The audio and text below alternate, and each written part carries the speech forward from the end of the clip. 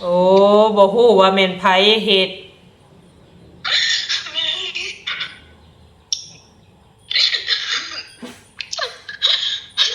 เองถูกทำร้ายเองมือเจ้า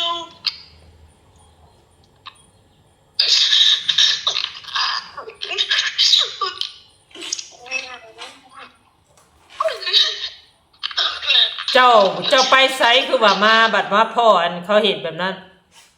ป้าแต่ว่าเขาเอามีดเขาเห็นเขาปาดตัวนี้ปาดเซาเฮือดปาดรถถีบบ่ตีนรถถีบนี่เขาเตะมันปุ่มนี่เดี๋ยวนี้หักมัน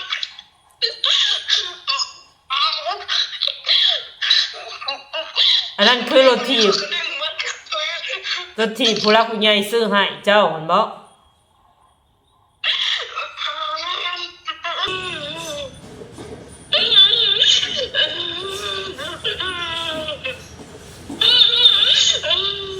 โอ้ยเอ้ยก็จักสิซอยหยังเจ้าได้เนาะนะเอ้ยเจ้าเนาะช่วงนอกไปเก็บกาแฟช่วงนั้นนอกไปเก็บกาแฟนอกได้ล้าน400,000นอกกับป้าเอื้นอยู่เพื่อนบ่ได้นอกไปเก็บกาแฟนอกมาตลาดเขาก็เอาล้านหนึ่งยังเหลือ400,000นอกให้แท้ว่าสำนองสิได้มามันบ่แม่นเลยโอ้ยเสียแบบนี้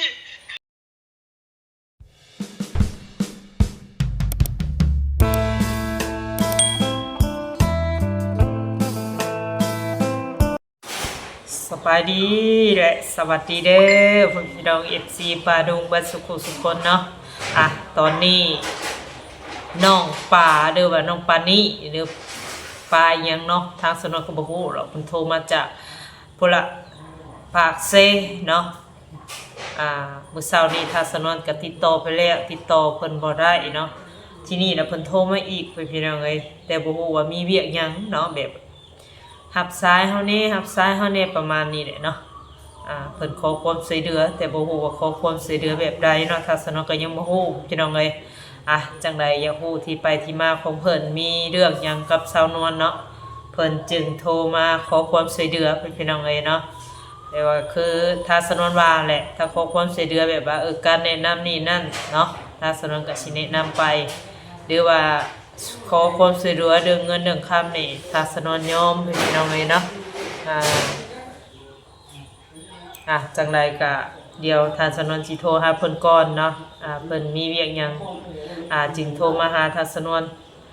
ตลอดเลยพี่น้องเอ้ยเนาะเพราะว่าทางสนวนเข้าห้องน้ำเมื่อกี้นี่ก็หาบ่ทันเดี๋ยวทางสนวนก็สิโทรหาเพิ่นเนาะบ่ฮู้ว่าเพิ่นมีเวียกหยังพี่น้องเอ้ย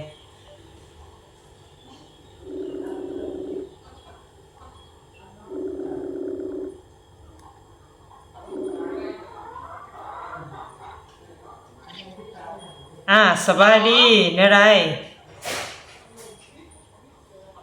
อันนั้นน้องยังมาแจ้งเรื่องข้าวน้องนี่เด้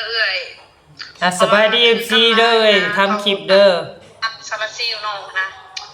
เพราะว่าเพื่อนเขาก็มาอยู่บ่ตัวดอกซาลาซิลเขาตัดออกแล้วได้ตัดมื้อซื่นนี่นะข่อยบ่ฮู้ข่อยไปขายไม่ฟ้อยนี่เด้ตัดออกเลยบ่มีทรายมันเขาเอาไปทิ้งซอยแนวใดซอยแนวใดนะก็ย้อนว่าอยากแจ้งให้ฮู้นี่แหละอยากให้แจ้งหาใส่บุญแน่โอ้เอาแล้วเจ้ามันเป็นอะไรเขาคือเหตุแบบนั้นนะข่อยก็บ่ฮู้คือกันเพราะว่าซักกะซี่เขาก็มาหมดเขามาหมดประตูนี่มันออกหมดเด้ตัวนี้แล้วมันหมดแล้วแต่ข่อยแป้งซื่อๆข่อยแป้งมันบ่นี่เขาเอากินแกบ่มันเป็นปองเขาเป็นตาซีตัวนี้เขามาหมดชายมันก็ทิ่มหมดบางคนอาจจะเป็นเด็กน้อยนะเจ้าซื้อยังก็ดื่มได้ซื้อเจ้าชื่อเศร้านะนะเนาะโดยข่อยก็ลืมซื้อเจ้าซื้อนะโดยอยู่เฮือนบ่ตอนนี้แม่อยู่เฮือนเองนี่แหละ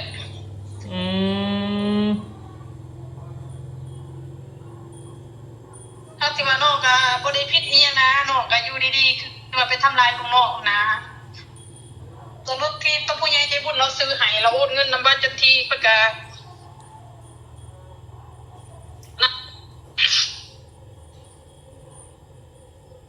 ตัดออกขี่รถ โอ้เจ้าบ่ได้เฮ็ดหยังอันให้เขาแต่ว่าเขามาเฮ็ดให้เจ้าสิบ่ แม่น เอาคือบ่แจ้งในบ่ในบ้านซะนะเพื่อเพิ่นสิปรึกษาหารือซอยเจ้าได้ ได้คอยแจ้งแล้วแต่เพิ่นก็ว่าชีดแน่ได้แต่เองก็บ่ฮู้นำเพิ่นก็บอกแต่แนวนั้นเพิ่นตอบ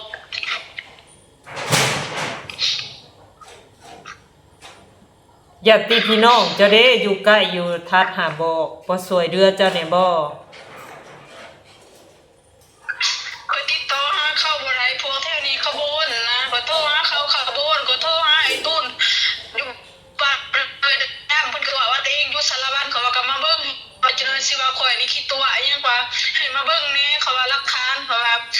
ไผก็บ่มาไผก็บ่มาก็บ่จักสิเว้าแล้ว เดี๋ยวแต่ว่าขอความ จานเอากินหลายซะได้พะโล จักสิว่าแนวใดเนาะเอ้ยก็ ได้ สิซอยเจ้าได้จังได๋มีแต่ว่าเฮ็ดคลิปเผยแพร่ออกมาได้เนาะไปเห็นก็ถ้าว่าสามารถซอยเจ้าได้ก็ให้เขาเข้าไปหาเจ้า แม่น อืมซอยสนะแน่เนาะผู้ใดอยู่แถวใกล้นั่นแหละเนาะเพราะว่าตอนนี้ขอความช่วยเหลือหรือว่าขอความปรึกษา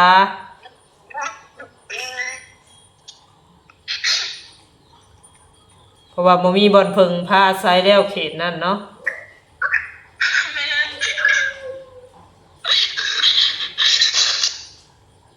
สาวนะเนาะอยู่ปากเซ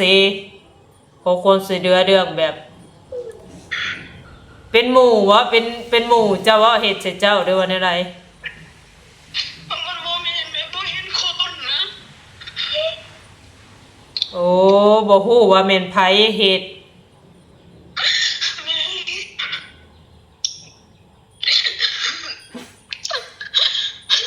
เห็นทุกตัวได้ยังบ่เห็น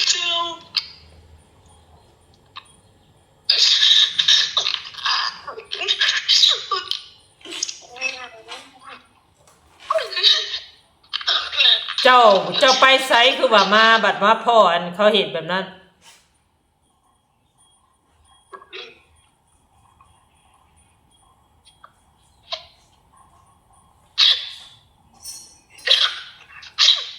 ก็นี่เด้บอสเขาปาดกินรถน้องเขาทำลายนี่เด้แต่ว่าเขาเอาผ้าแต่ว่าเขาเอามีดเขาเฮ็ดเขาปาดบ่นี่ ปาดเซาเฮือปาดรถถีบบ่ตีนรถถีบ นี่ก็เตะมันบุ้มอยู่เดี๋ยวนี้หักมัน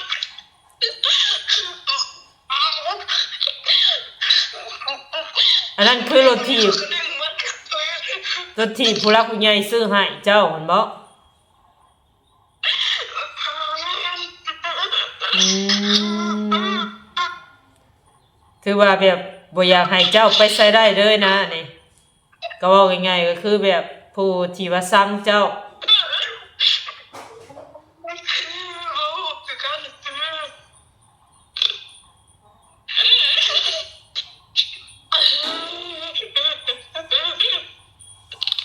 เจ้าบ่ได้ไปเฮ็ดให้ไผแบบอันบ่พอใจหยังบ่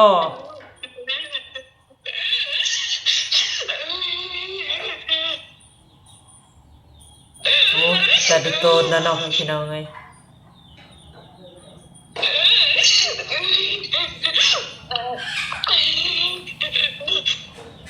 แล้วก็อยู่ไกลหน่อยอยู่ปากเซพุ่นล่ะปากเซหรือเซกองจะอยู่หะ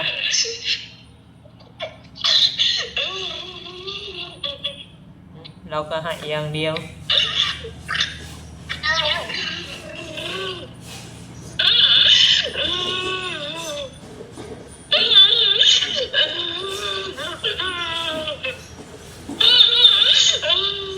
โอ้ยเว้ยก็จะซอยหยังเจ้าได้แล้วนะเอ้ย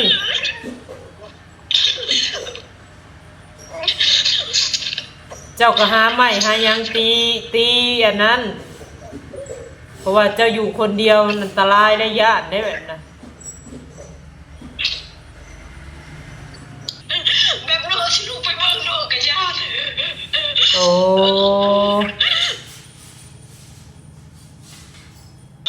ถือว่านอนกลางคืนก็แบบภาวะย่านนะแม่นบ่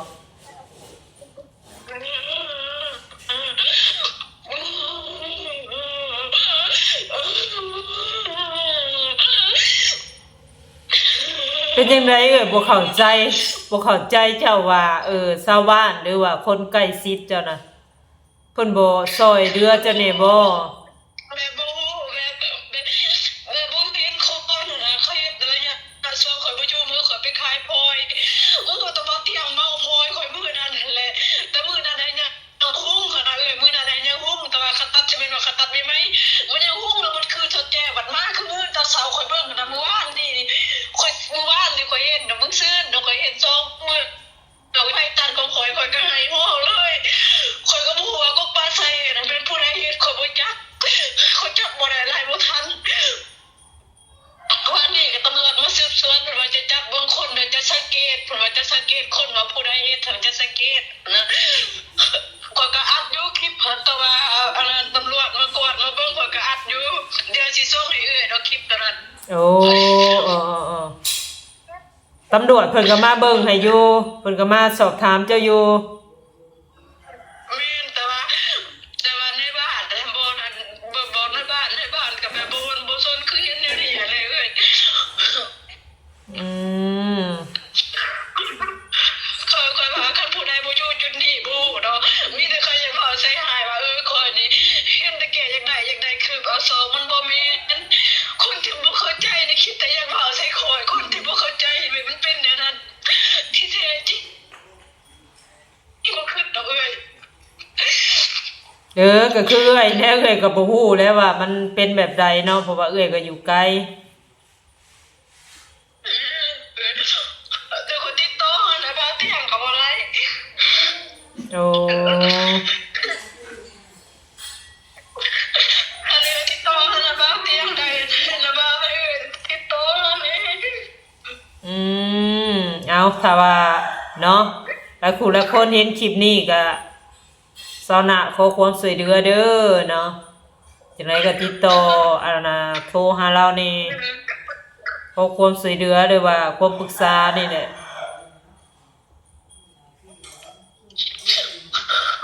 ว่าแล้วเราก็หลายเวียกสาวนะเอ้ยเราหลายเวียก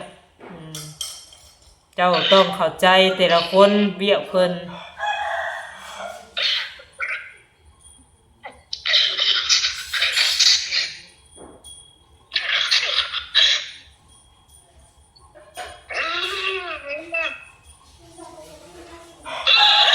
จะต้องบ่คิดหยังหลายมีแต่ว่าทำใจและอีหยังมันเกิดไปแล้วก็แก้ไขน้ำหลังให้มันผ่าน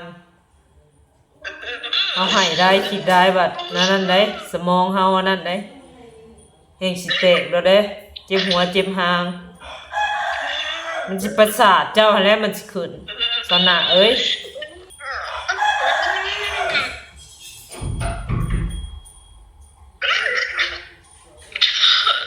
ตอนนี้นะเขาแหกกันนะประตูเฮือนเจ้าเนาะช่วงนอกไปเก็บกาแฟช่วงนั้นนอกไปเก็บกาแฟนอกได้ล้าน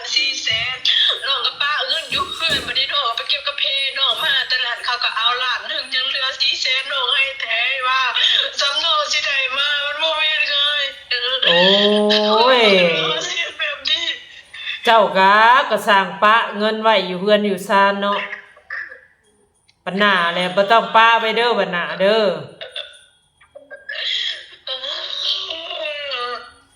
ป้าที่ว่า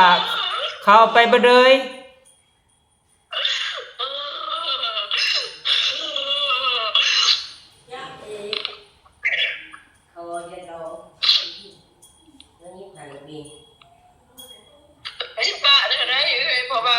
บัญชีเนาะบ่มี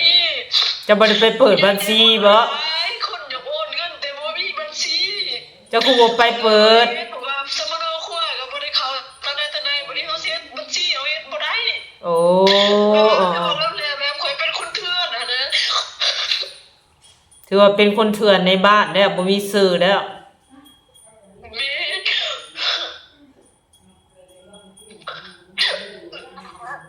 มีแต่ว่าเจ้าไปเฮ็ดสัมมโนครัวบ่เกิน4-500อยู่ดอก2-3 แสนกีบนี่แหละไอ้ผู้ที่เขามาไม่ได้เอาแล้วเขาคนเดียวเขาบ่เข้าให้บ่เฮ็ดให้เลยโอ้มันก็ยากแหละถ้าเป็นแบบนั้น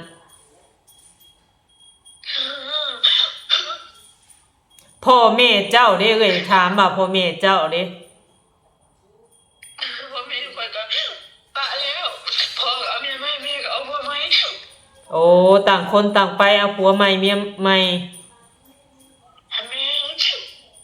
บัดนี้อยู่คนละบ้านบ่กับแม่กับพ่อแม่โอ้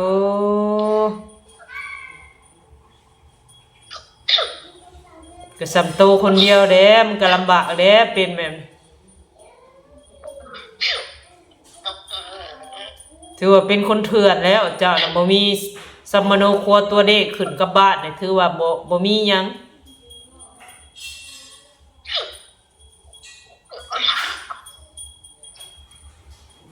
โอ้ยเนาะพ่อแม่เขายังว่ามือนั่นเขานอกก็คะแนนแต่ว่าเรือหน่อยนึงคะแนนแต่ว่าเรือหน่อยนึงเขานอกค่ะ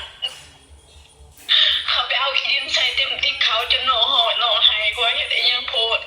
พอดีหนอสื่อใหม่หนอโบหานเลยจากป้านี่หนอสื่อใหม่เงินโตมินตาแล้วหายกันหนอสื่อใหม่เลยก็รับจ้างนี่ดำหน้าเขาให้เทิงสื่อแล้วก็เทิงดำหน้าเขาได้ซ้ำนี้ถือว่ามีแต่คนแกล้งเรานะนี่เนาะเบาๆง่ายๆนี่มีแต่คนแกล้งเจ้าเจ้าฮู้ว่าไผเอาเจ้าไปเฮ็ดกับไผไว้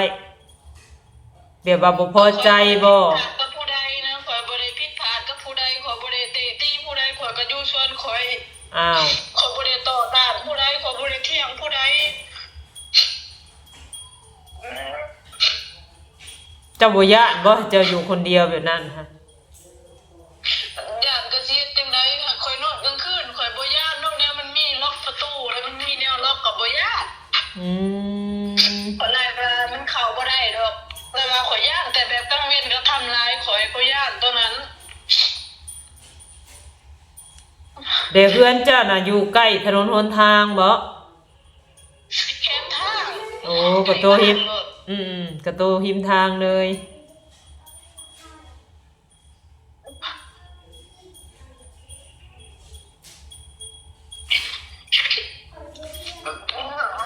ก็แคมทางเลยสิตัวไอ้ยังแคมทางเลย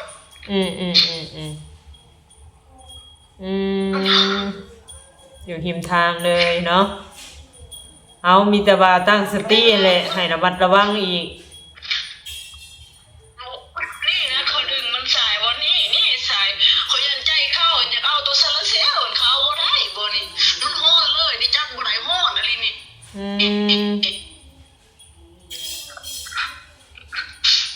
โอ้เพราะว่าเพื่อนเจ้าบ่ได้มีน่ะไผผ้าใส่เฟกโซลาเซล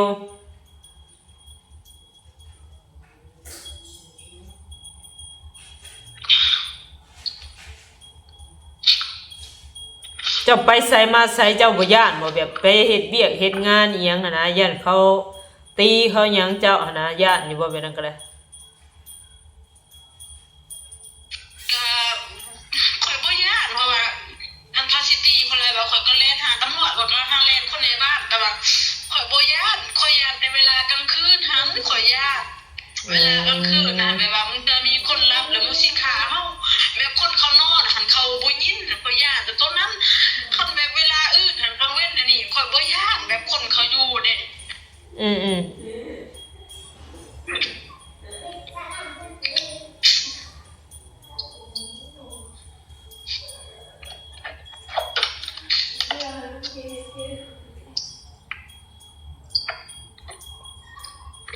กินข้าวกินน้ำได้บ่จะกินแล้วข้าวกินข้าวกับต้มไข่ไปกินข้าวกับนี่เอาเย็นบ่ได้อุ่นกินเลยคือว่า เดือนนี้นะเบบายอยากให้ใส่บุญเนาะที่ว่าเห็นคลิปเจ้าได้เจ้าขอความช่วยเหลือที่ว่ามีคนมาแหกประตูเฮือนเจ้าหันแม่นบ่ โดย อืมจะโทรหาหลายคนเลยติ คอยโทรหาแต่ลุงม้วนแล้วจะเจ๊ให้บ่เตียงดอกล่ะว่าคอยโทรหาบ่าวน่ะบ่ตูนหั่นอยู่สะพานนครหั่นน่ะเรารับดู โอ้บ่ตูนบ่ แต่ว่าแม่บ่ตูนก็บอกว่ามื้อใดจึงผ่านก็สิลงไปสิไปเยี่ยมยามเพิ่นคือกันสิไปเบิ่งคือกันล่ะว่าตอนนี้ได้ยังลงเมียอยู่เสร็จโพนล่ะว่าแต่ยังเก็บงานอยู่หั่น อืม แม่แต่ผู้ใหญ่ใจบุญเขาจึงก็โทรมาอยู่ค่ะว่านะค่ะว่าน้าบ่าวเตียงคือบ่เห็นลงมาหาเจ้าแล้วเป็นแนวใดค่ะว่าหาแต่น้องเด้อน้องซาลีเห็นคนอื่นบ่เจ้าคือบ่เห็นเขาแต่เองก็บ่จักคือการมันเพื่ออ่านน้าบ่าวเตียงที่ค่าก็มี อืมเพิ่นยากเวียกหั่นแหละเพิ่นยากเวียกเพิ่นไปบ่ถึงก็คือว่ายากเวียกไปเวียกทางอื่นเด้ได้เวียกได้งาน โดยทางการเข้าใจเขาอยู่ อ่า เรื่องนั้นบาเตียมาบาเตียก็มาเบิ้งเนี่ยช่วงจักเดือนยังเรามาหายไก่ข่อยตัวนึงเราซื้อไก่เราข่อยก็กินได้อยู่เป็นทิศเราให้แล้วก็ซื้อมีแก๊สนึง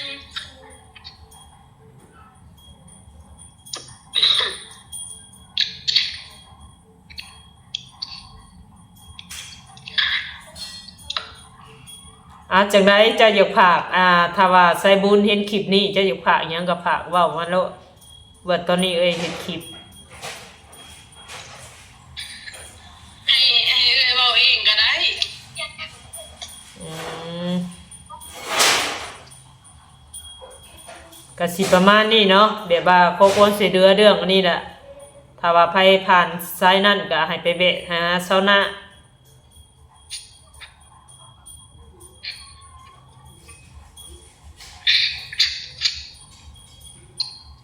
เจ้านอนรับอยู่บ่แต่ละมื้อค่ะ คืนนี้ก็นอนก็รับแน่บ่แน่ อืม คืนที่สองนอนรับคืนวันนี้รับแต่คืนนี้บ่รับ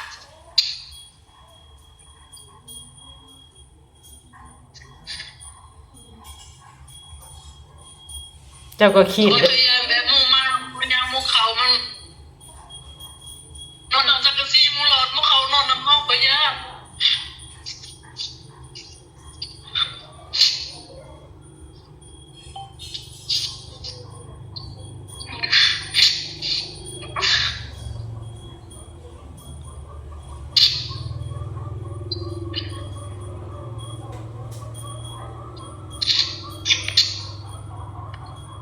นี่อาจารย์ก็ให้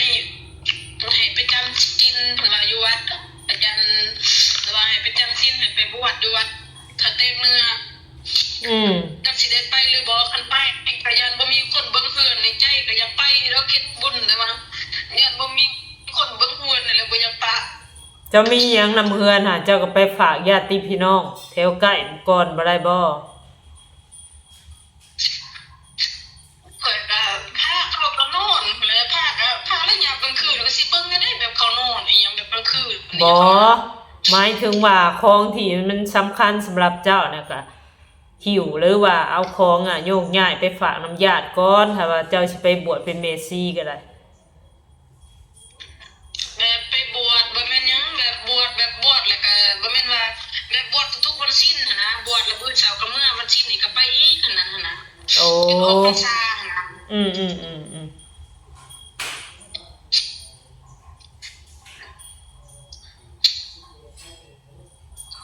ขอเบิ่งก่อนขอแบบ ฟังศีลฟังธรรมเนาะเข้าพรรษา แม่ ก็ดีคือกันอาจจะไปสายนั่นก็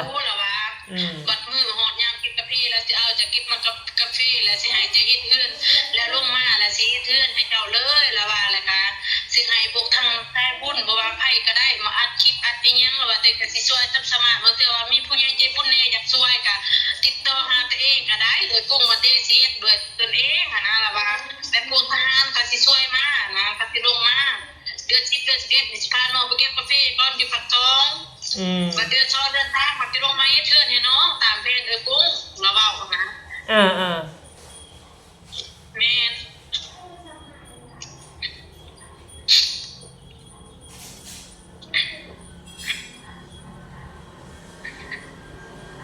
เอาถ้าว่าเป็นไปได้ก็ให้จะไปตามที่เพิ่นแนะนำมาแล้วดีที่สุดแล้วที่ว่าถ้าเป็นไปได้เจ้าก็ไปตามที่ว่าหลวงพ่อหรือว่าอิหยังเจ้ามาหาบ่ที่ว่าสิพาเจ้าไปบวชเป็นหยังโดยก็เคยบวชแต่ละปีเคยบวชกันจำศีลปีกายก็ปีกายบ่ได้จันแต่ปีซื้อแต่ปีนึงให้ได้จันปีกายเพราะว่าตัวเองว่าสิเข้าพญาสู้บ่ได้เข้าพญาสู้เขาบ่ให้เขาว่ามันเป็นฮีตของต่างประเทศบ่ได้ก็เลยออก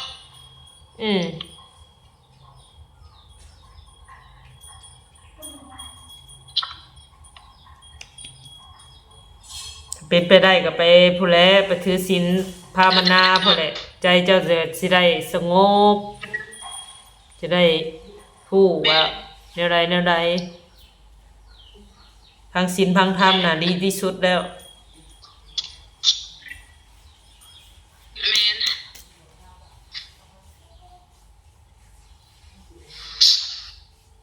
เอามีแต่ว่าสู้ๆเด้อให้มันผ่านให้มันผ่านไปเจ้าก็ได้ขอให้มีแต่สิ่งดีๆเข้ามาบัดนี้นะตัวใดมันบ่ดีก็ให้มันผ่านไปเข้าพรรษาแล้วก็มีแต่สิ่งดีๆเดี๋ยวเข้ามานบเอาเวลาอยู่เวลานอนเจ้าก็ไหว้พระรับศีลแล้วก็นอนโดยสงบอารมณ์เฮาแหละตั้งสติสิเฮ็ดหยังหรือว่าคิดแนวใดก็ให้ตั้งสติตัวเองก่อนโดยอย่าล้วนตัดสินใจหยังก็ได้โดยจะมีสติเด้ออยู่คนเดียวเด้อโดยเอาจังได๋สู้ๆซะโดยโอเคเนาะโดยเอาสบายดีโดยเอาสู้ๆโดย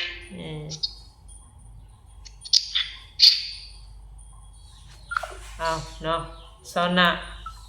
อยู่เซกองเนาะหรือว่าปากเซหรือที่ได้เซกองประมาณนี้แหละพี่น้องเอ้ยเราก็ติดต่อทางสนวนมาได้รอบเนาะทางสนวนก็ได้อดบ่ได้เนาะเราขอควรช่วยเหลือเนาะจากทีมงานไซบนทุกคนหั่นแหละเนาะทางให้ทางห้องเราก็ว่าบ่มีหมาดหมางกับไผเฮาก็ได้แต่ฟังหั่นแหละบ่ฮู้ที่ไปที่มาเรื่องชีวิตหรือว่าส่วนตัวเราเองเนาะถามว่ามีหมาดหมางกับไผบ่เราก็ว่าบ่ฮู้เห็นว่าซั่นเนาะประมาณนี้พี่น้องเอ้ยทางสนวนก็เลยแต่ออกไปหั่นแหละเนาะอาจจังไดก็ผิดพลาดกันใดก็ขอโทษขออภัยเด้อพี่น้องเอ้ยทางสนวนก็ปฏิเสธบ่ได้เนาะแต่รู้ตนแล้วอยู่เนาะเห็นแล้วก็แหละให้ห้องกองก้นจักซี่ล่ะพี่น้องเอ้ยอยู่คนเดียวอย่าตีพี่น้องก็คือว่าเนี่ยเนาะเฮาบ่ฮู้ว่าเป็นอะไรในครอบครัวของเขาเนาะก็ได้แต่ฟังแล้วก็ออกไปพี่น้องเอ้ย